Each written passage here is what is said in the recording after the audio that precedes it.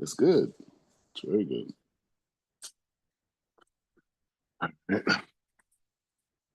All right, so we got a big show today. We got a big show today, and we're gonna go to the next level. Okay, so the thing is, it's like we're on a mission, right? We're on a mission, and the mission that we're on is God is creating. God is creating. Hashem is creating this yeshiva, right? And all the learning that we're doing right now literally is building the body of curriculum, right? And so because of that, we're going to be guided and inspired. We're going to be guided and we're going to be, inspired, right? And what that means is that, you know, we like for example, we over the last few months we've been learning Sfarim like the Shulchan Aruch, the Torah. We've been going into the Gemara. We've been going into the teachings of Rav Shimon. The Ramchal. All the Tanaim, obviously. Sfarim, and then you can say even there were some contemporary Musa Sefers, like Chav HaYashar, things like that. I don't know, these types of things. But we're going to go even further today, and we're going to go into this frame of halakhic discourse, right? And when we say halakhic discourse, we're going to learn from some, today specifically one, particular Rabbanim, um, and and we're going to go into a very, very serious topic that's going on right now, right? Because I'm here in Jerusalem, and over the last couple of days, the ceasefire has broken with Gaza. At the same time, the United States has started to, fire rockets at the Houthis in Yemen. And the conversation has escalated to the point where now the discussion is actually going to war with Iran, right? And so the thing is, there's a lot of things around it, without getting on who's right and wrong and this and all this type of stuff. And, we want to understand the concept itself of war, right? And preemptive war. How does, this, um,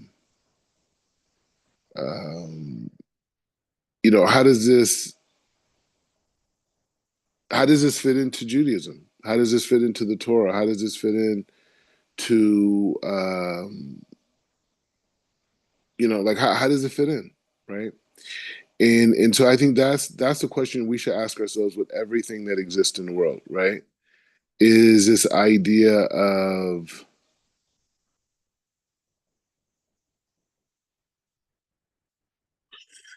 how does this fit into God? How does this fit into who we're supposed to become? How does this fit into you know what makes us who we are, right?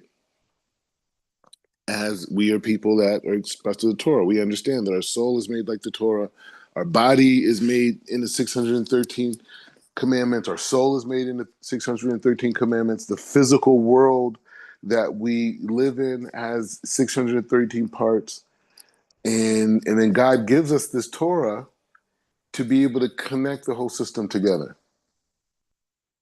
right?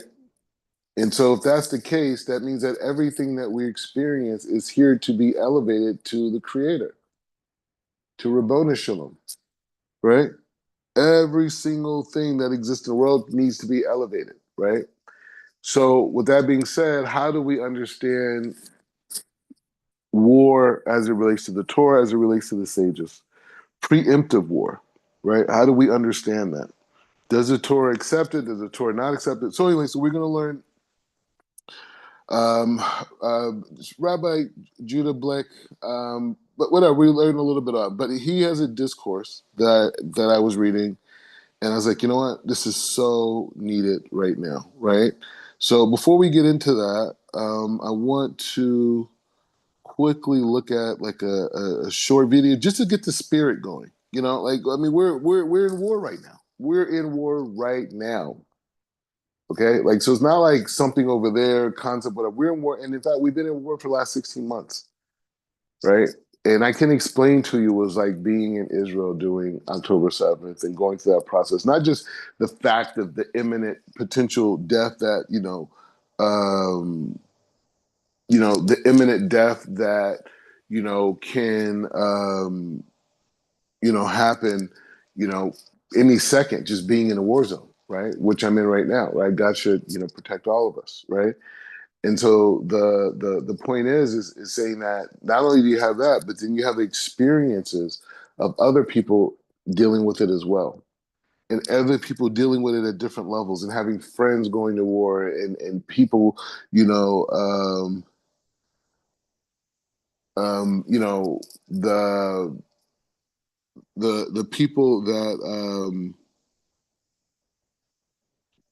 the whole process of of knowing people and that whole experience and just dealing with that, right? It's just such an unbelievably emotionally pressure filled type of situation. Anyway, the point is to say that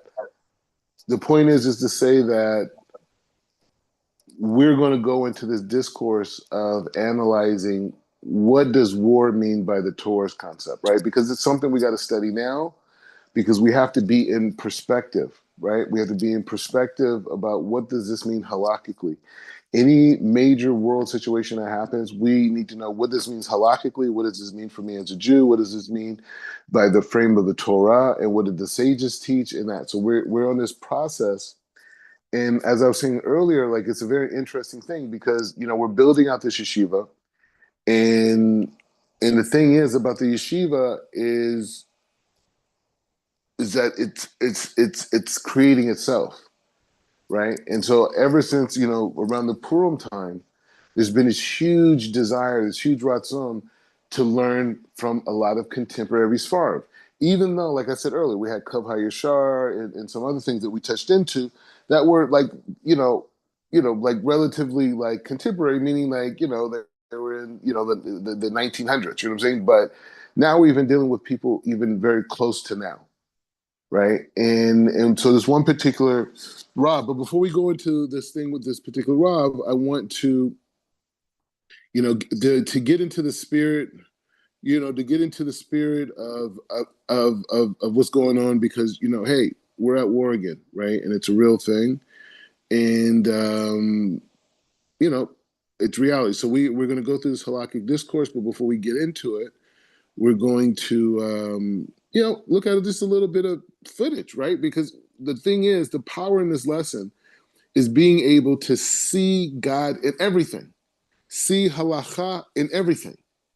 And so anything that we see, anything that presents itself, what is the halacha? How do we understand it?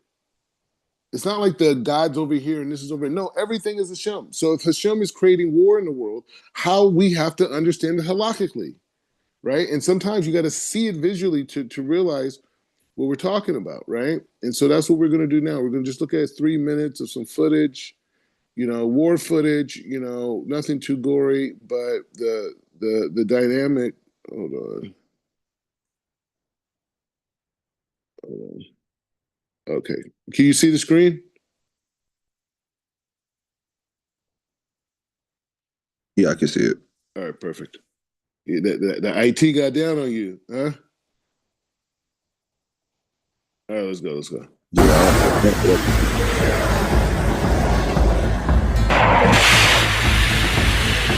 ويرفع الحصار عنها والله حسبنا ونعم الوكيل.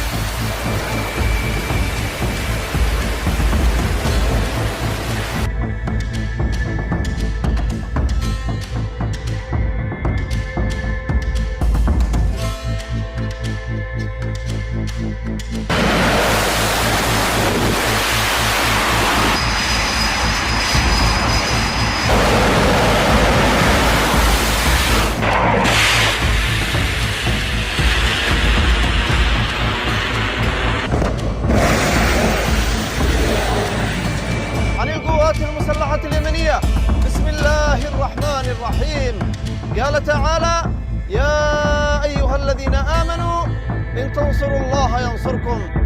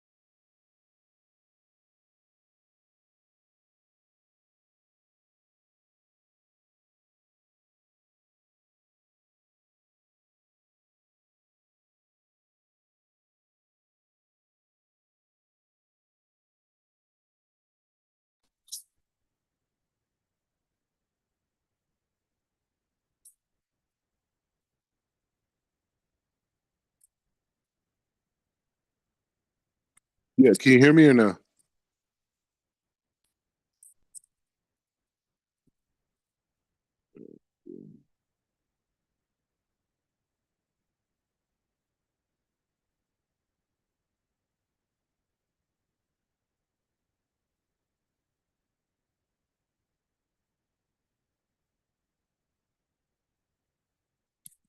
Yeah, can you hear me?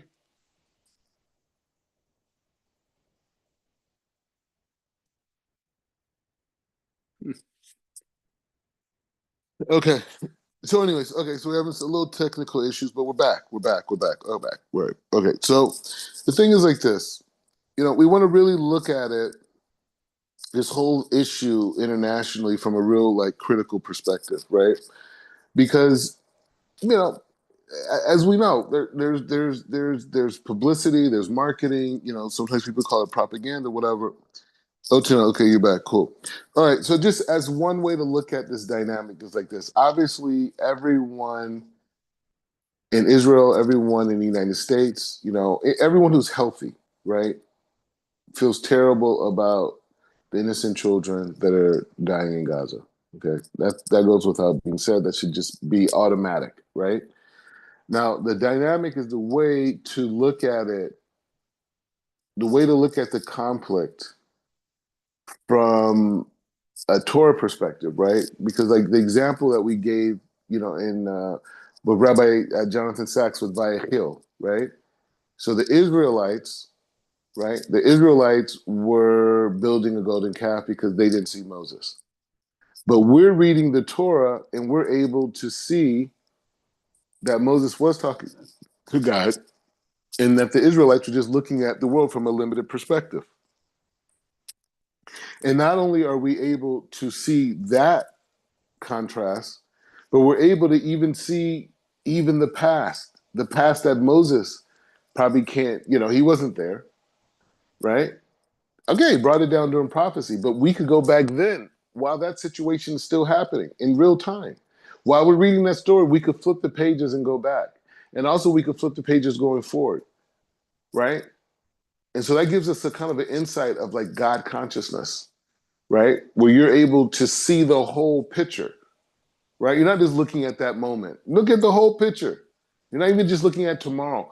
You're looking at everything, right?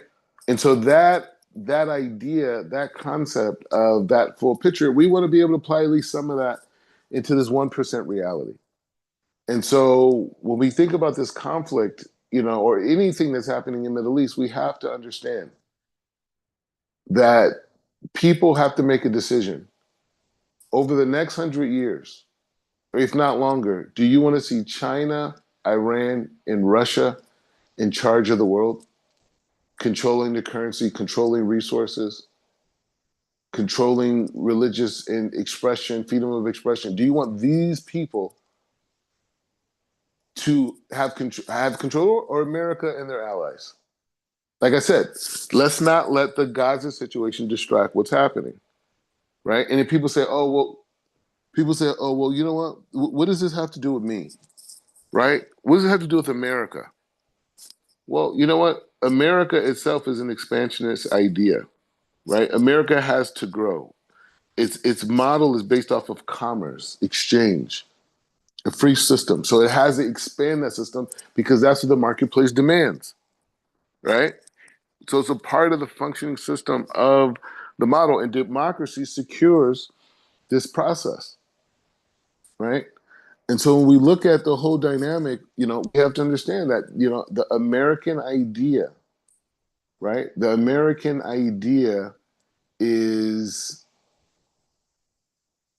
a healing mechanism, right? When it comes down to it, right? So what we're going to do is we're going to try to understand this, right? We're going to understand this from a halakhic standpoint. We want to strengthen ourselves. We want to see the Torah in what's going on right now, right? Because the Torah tells us that the nations of the world are going to speak against Israel and its allies, okay? And so that aspect of the world speaking against us, this is happening in real time, right? And what strengthens us to be able to see the true reality is the learning of Torah. So let's get into it. Otino, you back with us?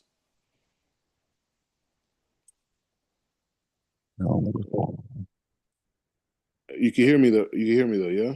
Yeah, I can hear you, Rob. I don't know what's going on. Like I'm Hey, in and pushing me in and out like every few minutes almost. hey, it's a spiritual violence going on. We're in war. All right. So let's get into this. Let's get into it. Let's go. All right. So this is a big moment because this is the beginning of his opening up halakhic discourse. So what day is this of Adar? Is it Adar 18th? Hold on. Adar 19th. Okay. 19. So it's like 19 cycles around the sun, isn't it? Something like that. Anyways, all right. So yeah, so we're opening up big level of discourse. Oh, before we get into that, let's learn a little about the Rav who we're learning from. Okay, because he's a contemporary person, right? All right. So Rav Judah Bleich, right? Rabbi Judah David Bleich, right? So Judah and David. It's interesting. Okay, so he was born in 1936. He is an American Haredi rabbi. He's a professor. He's known for his expertise in Jewish law, ethics, and bioethics. He serves as a professor of the Talmud, in Rosh Yeshiva at Rabbi Isaac. Jeez. You know why his name is weird because it's a rabbi that I know in LA with the same name. Well, anyways, El Kahan Theological Seminary and heads this postgraduate institute for the study of Talmudic jurisprudence and family law at Yeshiva University, and holds the Herbert and Florence Silter Chair in the Jewish Law and Ethics. Bleich also teaches at Corredo Law School and has been involved in government deliberations on bioethics. Okay, it's not so much about his life, but we just want to understand, who we're learning from, a little bit about their history, just so we could connect. Okay, so he brings this verse. It's from the Midrash. It says like this: "All that is recorded in the Torah is written for the sake of peace, and through the welfare it is recorded in the Torah. Even the welfare is recorded for the sake of peace." So the whole purpose of the Torah is this book of peace, right? It's a book of peace. It's a book of connection. It's a book of unification. So how do we understand what we just saw? That video that we saw of all these airplanes flying off, and and missiles being shot, and this, and Israel and America against these, the Houthis and these radical people, oh, okay, hold on. So,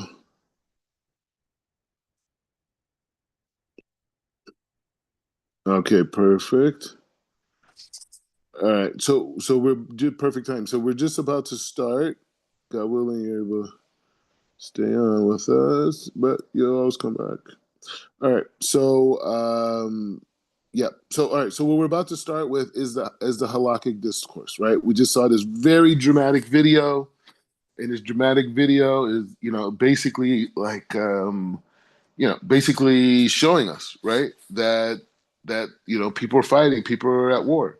So we want to be able to look at it. We want to be able to look at this war. We want to be able to look at this conflict and see God, right? And want to see what it is. Okay. So this is a discourse written by Rabbi Judah David Bleich and Blake. I hope he doesn't get offended if I'm saying it wrong. But he's alive and he's well, and he should have a long life, and we should benefit from the Torah he wrote on this issue. Okay, so he starts this whole thing, and I just read it. I read it again, and this is preemptive war in Jewish law, right? That's what we're learning. We're learning a short essay written on this topic, and this is basically a halakhic discourse or an outlook on Jewish law and as it relates to war. Okay, so he starts with this point, right? And I'm gonna read it again. I already read it. He says, "All that is recorded in the Torah is written for the sake of peace, although welfare is recorded in the Torah." Oh, so although warfare, see, I didn't read the first time, so I'm reading again. All right. All that is recorded in the Torah is written for the sake of peace. And although warfare is recorded in the Torah, even warfare is recorded for the sake of peace. Okay? Maybe I did read it. I don't know, right? But anyway, the point is like this. So that says it like this, right? So now we need to understand, what does it mean, warfare and peace? He says the considerations of Jewish law and ethics as they are applied to war in general and to the Lebanese conflict of the summer of 1982, in particular, are complex. Halakha does recognize a category of war to deliver Israel from the enemy, such war is only legitimate, but he says such war is not only legitimate but mandatory. Jewish law also realizes as a category of permissible wars undertaking in order to diminish the heathens so that they shall not march against them. And of course, halakha recognizes the legitimacy of self-defense, which needs not be justified in terms of halakhic application categories of war. Any discussion of halakha is as it pertains to the preemptive must war must of much of necessity begins with the analysis of Sota 44b. He says, and of which the exceedingly complex rabbinical commentaries, therefore, as well as the ruling of Rambam and Hilkot Malakim, he says, which, as will be seen, lends itself to be a variety of possible interpretations. All right, so just really quickly, so what he's saying like this is saying that there was a war in 1982, which I'm assuming he's going to go more into, that created a whole bunch of complexities, right? And he briefly touched on how there's like kind of like three categories. He kind of outlined about how war is understood, right? The war. He says halakha recognizes category war as a mechanism to deliver Israel from their enemies, right? He says this type of war. He says mandatory. He said Jewish law also recognizes as a category of permissible war undertaking to diminish the power so that they shall not march against them, so undermine them, right? That type of warfare. And then, of course, halakha recognizes legitimacy of self-defense, which needs no understanding, right? And he says to understand with preemptive war, he says you have to understand. He says you have to go into the Masechta Sota and then understand 44b, and he says the complex. He says the commentaries, and he says as well. He says the commentaries on Sota will give you great insight, along with the Hilkot Malakim of Rambam. Which will be seen lends itself to a variety of possible interpretations. So this is, I guess, where he's drawing from. This is where he's getting his outlook from. So that's what he's telling us, right? So he says Jewish law recognizes two distinct types of war. He says, Melia Emet Mitzvah, war commanded by God, and Melia Emet Reshut. He says, war that is not commanded but is permitted, and hence is discretionary. And he says the primary locus of the Talmudic formulation of these two categories of war is the final Mishnah of the 8th chapter of Sota, and accompanying discussions recorded in the Talmud in 44b, the 40 Sota 44b. The Mishnah presents an hallucination of the scriptures verses that provide a number of exemptions from military service, as it says in Deuteronomy. So I guess he's approaching it right now is this idea he's addressing exemptions. But I just want to be clear what he's saying. So basically, there's two types of wars, right? There's wars that are commanded, right?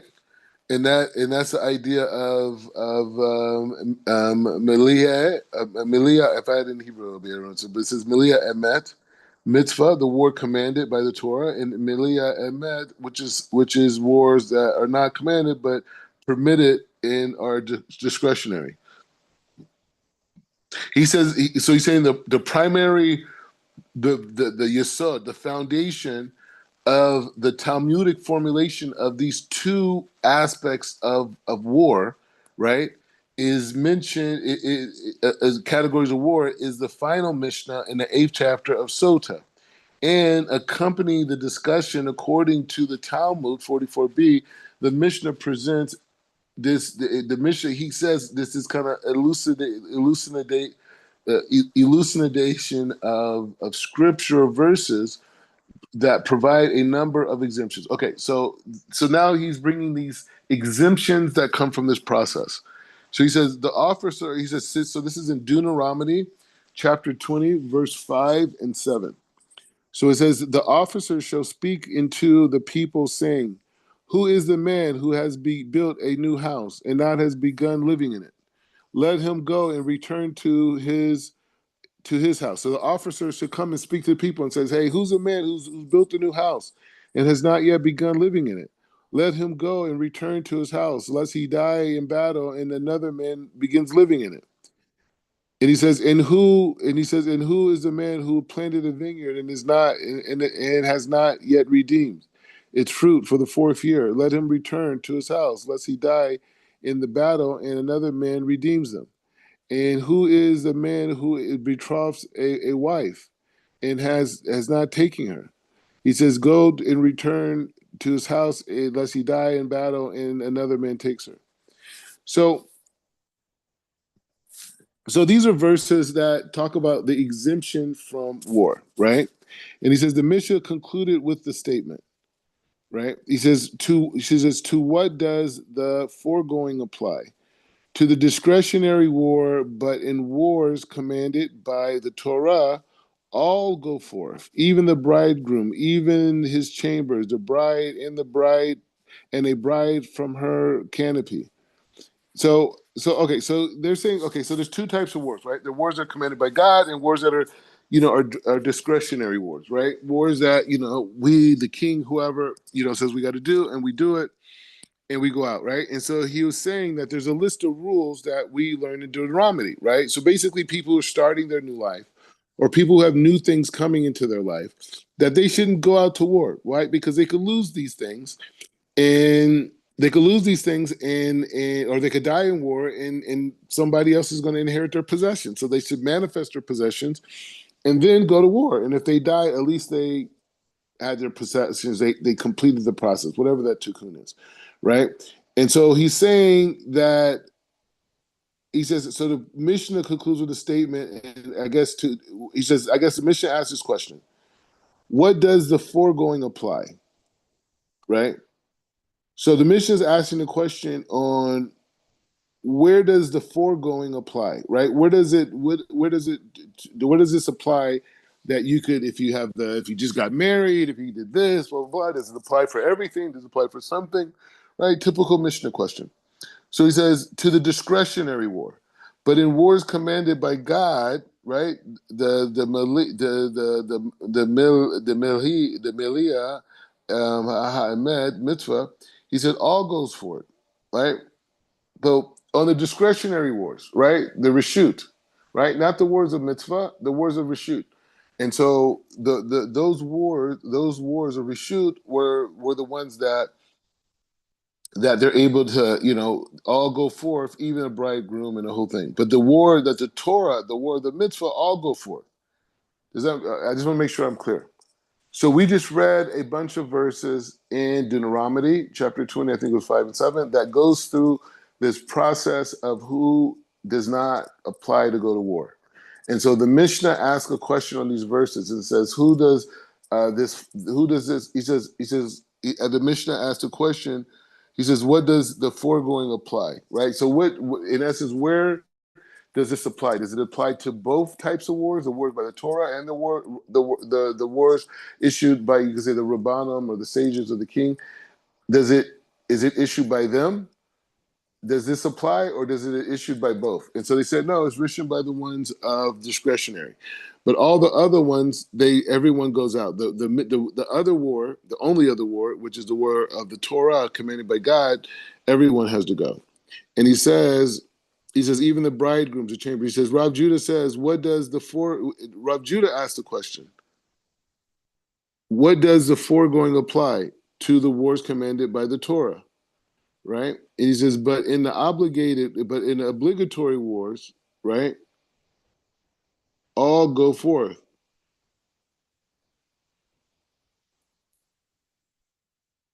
So then he's saying the opposite.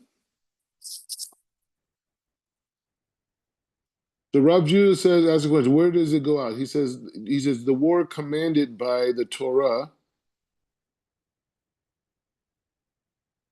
okay, but in the obligating wars, all go forth. So he's saying the opposite. Rav Judah is saying the opposite, right? So you got to pay attention so much with this. He said, Rav Judah is saying the opposite. Even a bridegroom from the canopy and the bride should come. He's saying the opposite. He's saying, no, it's the wars of the Torah that the people stay home on, because those are by the Torah. He says, but it's the other ones that people are able to, decide if they stay or not, right? As with the other opinion was to say, is like, no, during the tours of the war of the Torah, the mitzvahs, the wars commanded by God, everyone goes.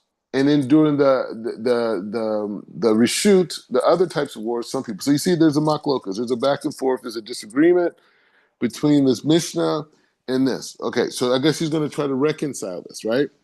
He says the Gemara, as understood both by Rashi and by Rambam in his commentary on the Mishnah, establishes no controversy exists between Rav Judah and the sages with regards to the definition and scope of these base categories. How could he say that? We just heard two different opinions, so maybe he's going to explain why. He says, insoever that the regulations specified addressed by the Mishnah are concerned the terms the term reshut reshut, which is obligatory. I mean obligatory. I can't even say obligatory, right? Obligatory, right? And the mitzvah, a commandment. All right. The discern concerning reshut and the term mitzvah. He says like this. And he says, are to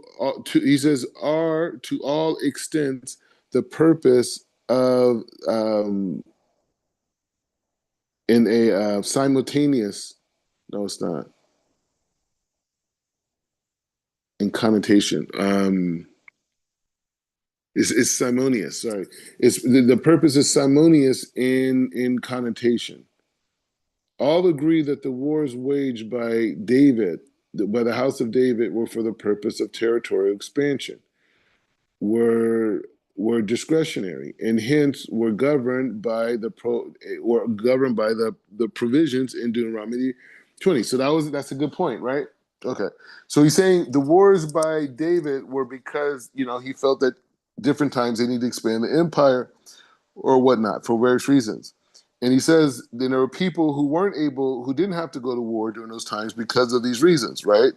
He says, similarly, all agree that the wars waged by Joshua for the conquest of the land of Canaan were were obligatory. Hence, they did not govern by the provision. Yeah, yeah. Wait, hold on. Okay, perfect. Okay, so yeah, so he's saying like this. So he's saying like, how do we understand this in real life, right? How do we understand this idea of wars that were commanded by God versus wars that were commanded by, the king's interests, right? And so they're bringing an example of King David. He did territory expansion, so those wars that he did were obligatory, right? So certain people were involved, certain people weren't. And then you had the generation of Joshua that came into the heir to Israel, and they were obligatory, right? Hence, he said, hence they were not governed by provision. So when Joshua went to war, everybody was involved, all the men were, right, of age, right? And so he says we're obligatory, right? And he says, and hence we're not governed by the provisions of Deuteronomy 20. Nevertheless, the sages carefully employed. Whoa, he says, all right.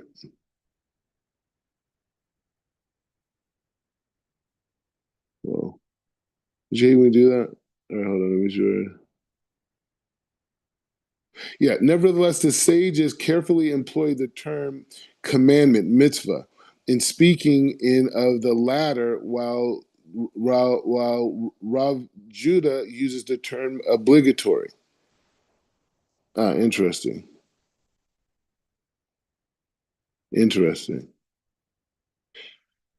Okay, so what he's saying here, this is very interesting. Okay, so what he's saying like this is that when the sages wrote about their position on what what the provisions of being excluded from war did they apply to what was a mitzvah or what was a reshut, like a discretionary. So the sages say that everybody had to be a part of a war that was connected to a mitzvah, right? I mean, that was a commandment, right? in but the ones that are discretionary, these provisions that are set in Deuteronomy for exclusion from fighting, they come in. But those everyone sets in, right? And then read Rav Yossi, and then Rav Yossi comes and says, actually, it's the one that's a mitzvah is is the one where you have the provisions to not being excluded, and the ones that are given by the king or whoever, those ones are the ones that everybody has to be involved, right? And so he's saying here that they're not really arguing because it's the term difference. He says that the sages uses the term commandment, mitzvah, as well, because that's what I was looking at. I was like, why are they changing the word now? Why are they changing the word? So he's saying like this. So he's saying hova. Okay. So he says a hova, right? He says it's obligatory, right? And so he says Rav Judah uses the word obligatory. The sages use the word commandment. He says with equal precision, even though both are total agreement with regards to the specific war included from the provisions of Deuteronomy 20, the Gemara introduces a new category of war, a visa war, to diminish the heathen that shall not march against him, and and post a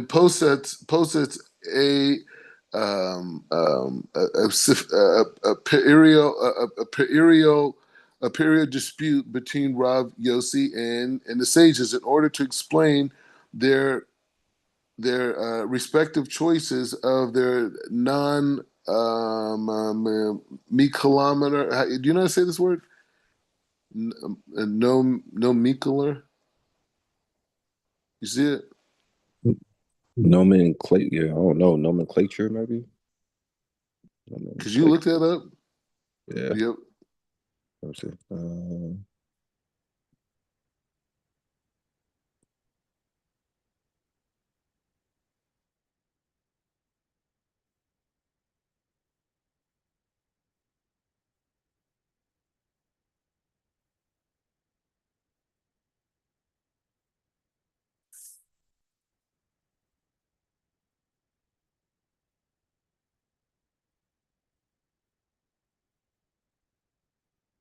We'll come back to it. Anyways, so the thing is, it says the Gemara that assumes that both sages, Rav Yehuda, both the sages and Rav Yehuda agree on the provisions of Deuteronomy 20, apply not only to the war of the house of David, but also to the preemptive strikes to diminish the heathens, so they shall not march against them. The sages regard such wars as discretionary because they are not undertaken to fulfill of a biblical commandment, but because such preemptive wars are concluded in the absence of any imminent danger. Accordingly, the sages employ the term commandment, the term commandment, and discretionary as an antonyms.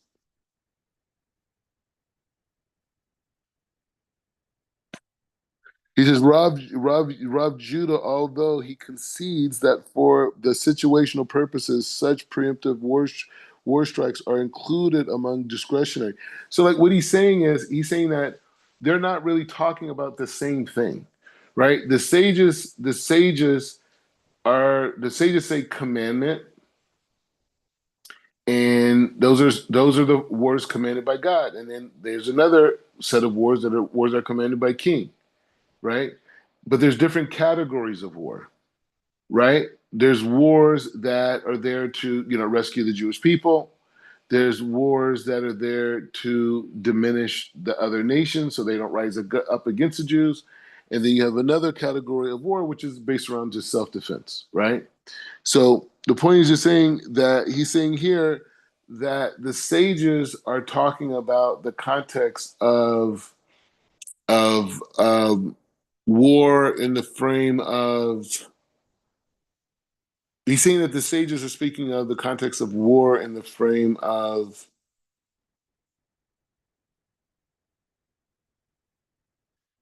to, in essence, rescue the Jewish people and perhaps self-defense. I'm not 100% clear. And what I think he's saying, Rav Yossi is saying, right? We have to go through it. And that's actually, you have to go inside of it because we're just hearing the discourse. But he's not explaining it to me directly. So the point, he's saying that Rav Yossi is speaking specifically on this third category, right? And he's speaking on the third category, which he would say that both the sages and Rav Yossi agree on, right? So that's what I'm getting that he's saying. Okay, so he says Rav Judah, despite the absence of an explicit Bible injunction, views and wages of such wars in construction a mitzvah. According to Rav Judah, preventive war, although not obligatory, constitutes the fulfillment of a mitzvah. So he holds this. He said they agree. They're agreeing because they both would hold. Okay, so let me make sure I'm clear on this.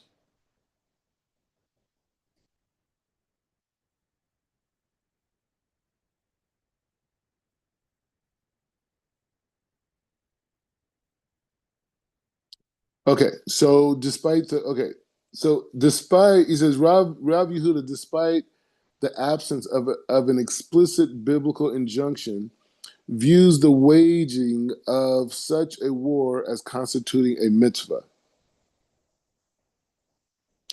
According to Rav Yehuda, the preventive war, although it is not obligatory, constitutes the fulfillment of a mitzvah when it's necessary for the purpose of security. Okay, now we're getting somewhere. Hence, Rav Yehuda finds it necessary to seek a different term to describe wars that are explicitly commanded by Scripture. The wars of Joshua for the wars of Joshua for the conquest of of Canaan, the latter are termed mandatory by Rav Yehuda. This his use of the application mitzvah in reference to preventive, notwithstanding Rav Yehuda succeeds that only wars specifically mandated by the scriptures are included in the provision of. Oh wow, it's more complicated than I thought. Okay, so let's try to figure this out. Okay. All right. So, so he's saying there isn't an he doesn't explicitly state that waging war. He said according to Rabbi Yehuda, preemptive war is also, although it's not obligatory, is considered a fulfillment mitzvah because it secures. Since Rabbi Yehuda finds it necessary to seek a different term to describe war that are explicitly commanded in Scripture.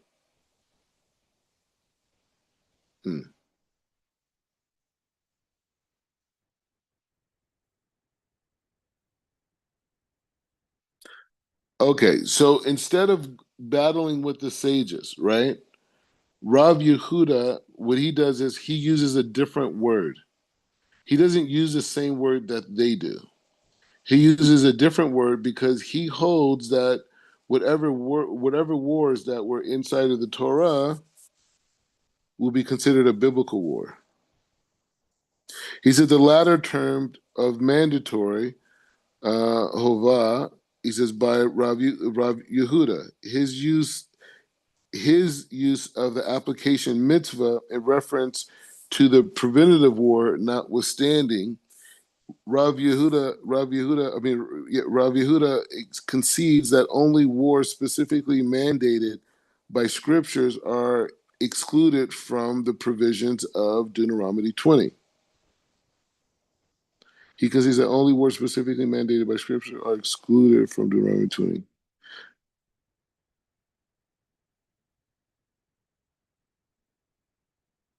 Okay, fine. So Rav Yehuda and the sages agree. That's what we get to. Rav Yehuda and the sages agree. They agree that the point that he said that he believes that everything. So that's interesting. This is very interesting. Very interesting. So it's an interesting wording. It's genius, actually. So what we're learning here is that, okay, so the sages come in and say that the provisions that are made in Deuteronomy 20 only apply to wars not commanded by God, right? So we could understand that to mean wars that are inside the Torah, right? And all those provisions, because everyone has a fight, right?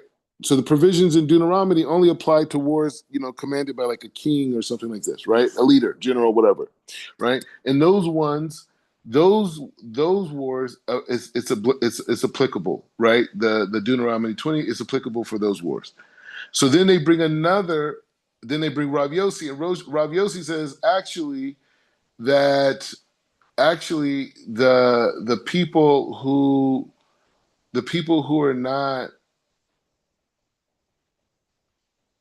who are not obligated, the wars that are not obligated are the ones that everyone's commanded to be a part of, and the ones that are a mitzvah or seemingly a mitzvah, those are the ones that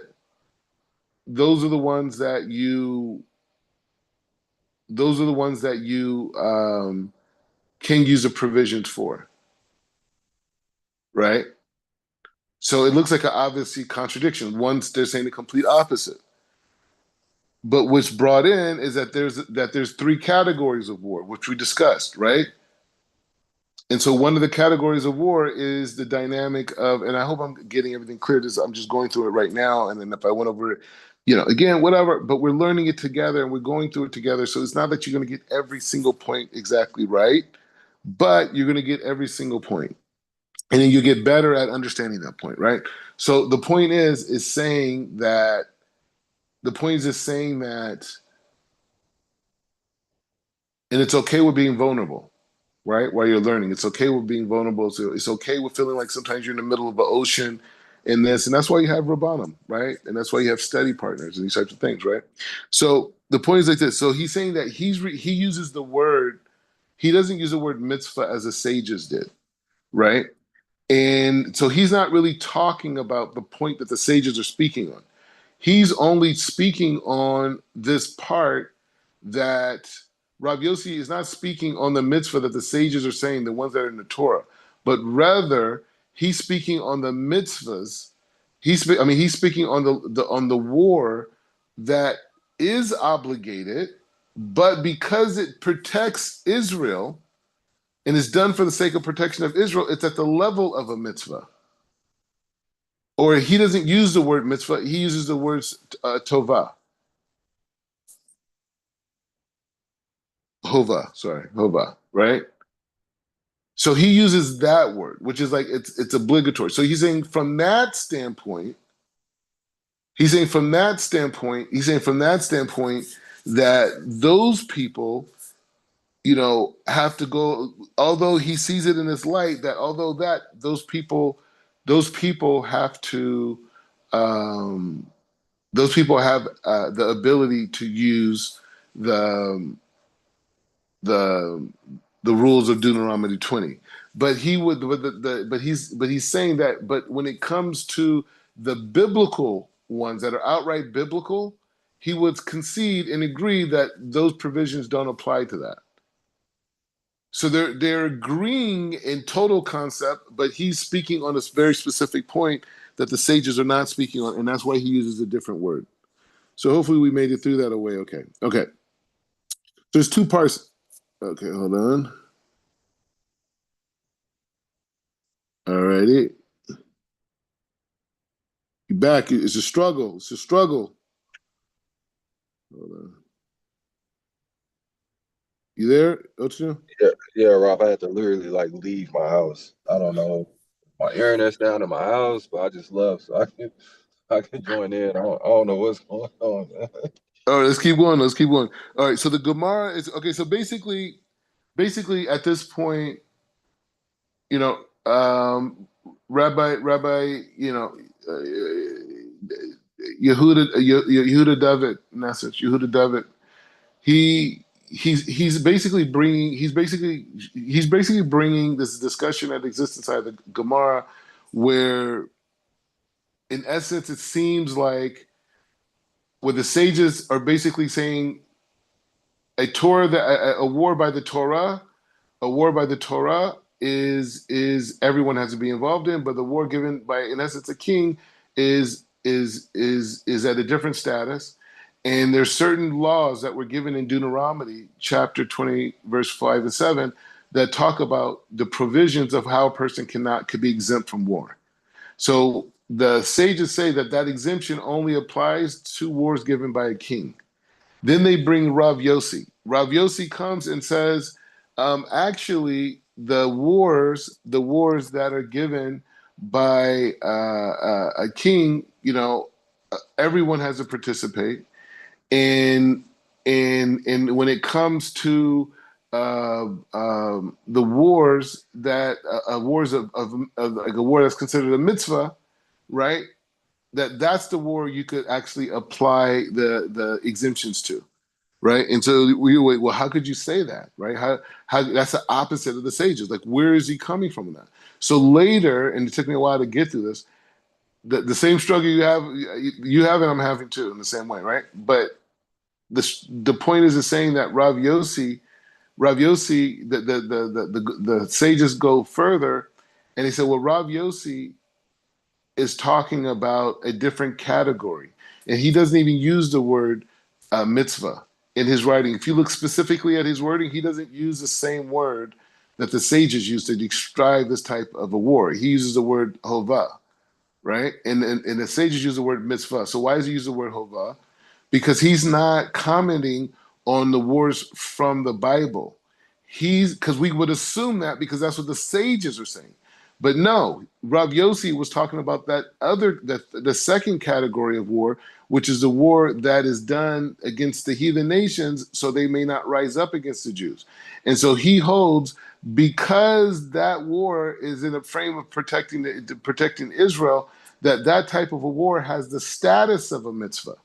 But it's not a mitzvah because it's he's not referring to it as a mitzvah because the mitzvah that the sages have said is the mitzvah that is a war given to us by God, like the war by Yehoshua, right? Versus the wars of David and Melech, right? And so the dynamic is to say that what the sages are bringing is that what actually Rav Yossi is bringing is that other category, and he's raising that to the level of what we would think is mitzvah, but it's not mitzvah. He's not even saying the word, but it could perceive it. It could appear that way, right? And but he's talking about a different law, and not only that, when it comes to the laws that derive from the Torah itself, Rav Yossi would agree that everyone has to be involved. So that's the work that we just went through. Okay. All right. And so this is where we're at now from that discussion. He says the Gemara seeks to discover a concrete halakhic application as distinct from a purely semantic difference of the issue that divides the sages of Rav Yehuda and a practical difference arising from the controversy is found by the Gemara in the application of a general principle that provides that a person engaged in a performance of a mitzvah is exempt from the fulfillment of other commandments.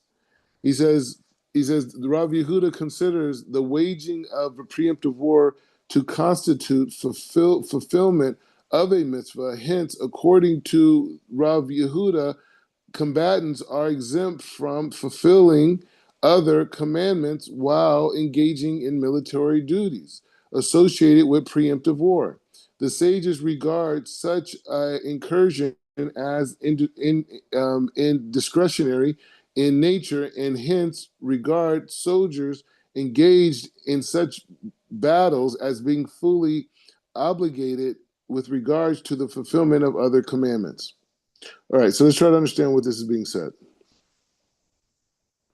So through this discussion, through this whole system that the Gemara puts it to, he says the Gemara in essence is seeking application, right? So he's saying something much bigger than just a small issue of wording, right? It's something much bigger than that. Don't get stuck on that. It's much bigger. He says a practical difference arises from their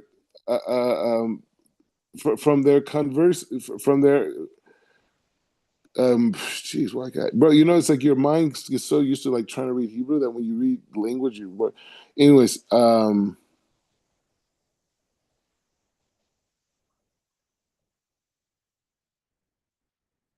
Okay, so he's saying like this. He says the Gemara in the application of the general principle that provides that a person engages in performance of a mitzvah is exempt from the fulfillment of other commandments. So that's the issue over here. The issue here is the application of the general principle. All right. That provides that a person engaged in a mitzvah is exempt from fulfilling of other commandments. So if you're doing this, you don't have to do that. That's the point that they're touching on. Rav Yehuda considered the waging of preemptive war to constitute fulfilling of a mitzvah. Hence, according to Rav Yehuda, combatants are exempt from fulfilling other commandments while engaging in military duties associated with preemptive war. The sages regard such incursions as discretionary in nature, and hence regard soldiers engaged in such battles as being fully obligated with regard to the fulfillment of other commandments. He said the question of whether preemptive war is included in the category of the Mehillah Mitzvah or Mehillah Rishut is critical with regards to yet another aspect of halakha. In the Mishnah of Sanhedrin, so he's going through it, right? He's breaking down. He said the Mishnah in Sanhedrin stipulates that a discretionary war may be undertaken only upon the acquiescence of the Great Sanhedrin, comprised of 71 members. He says a subsequent Mishnah in Sanhedrin 20 implies that the discretionary war may be undertaken only by a monarch. Thus, a discretionary war cannot be justified unless undertaken by the king with the permission of the Sanhedrin. It's kind of like the government with Congress and the president. He says, moreover, in the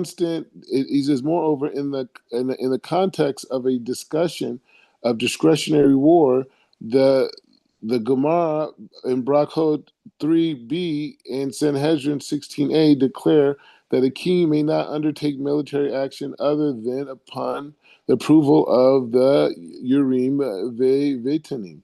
He says, although the Holocaust in the Holocaust Malakim, Rambam fails to mention the consultation of the Urim and the Vetumim, and he says as necessarily preconditions. Nevertheless, in the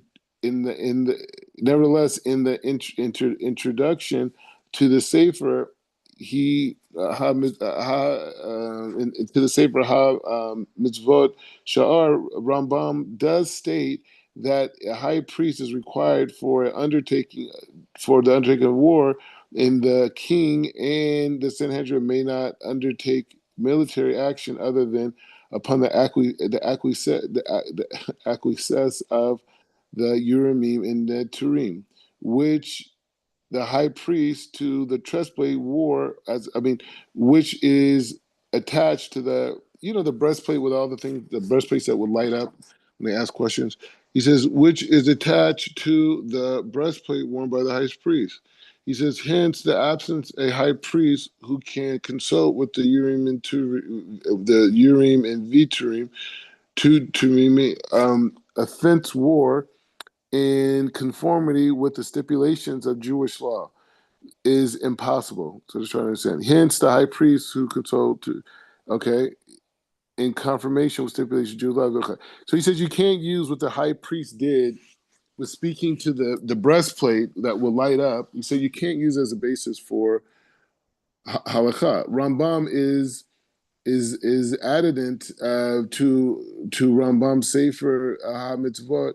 He says that declares that the requirements for the consultation and approval of Urim and Turim is not limited to discretionary wars, but applies with equal force to obligatory wars as well. Both the sages of Rav Yehuda agree that war is to diminish heathens is discretionary rather than mandatory. Follows the preemptive war may be waged only by a sovereign with an approval of the Sanhedrin and permissions of the Urim and Turim Rambam. So this is how they did it back in the day, yeah? This is a historical dynamic of how Israelites have dealt with war. Sefer HaMitzvot, he said, expressly declares that war and conquest of cities may not be other than a king and upon the council of the Sanhedrin and the high priest. And hence, the mitzvah associated with the king or the discretionary war are not incumbent other than during the existence of the temple.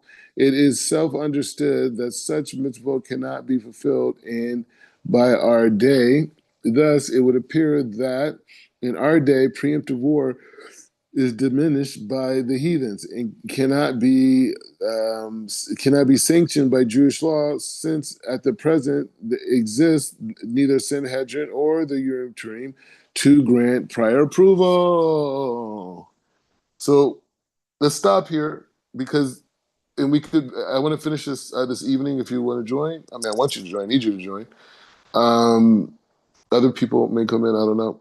So, but anyway, so this is the background.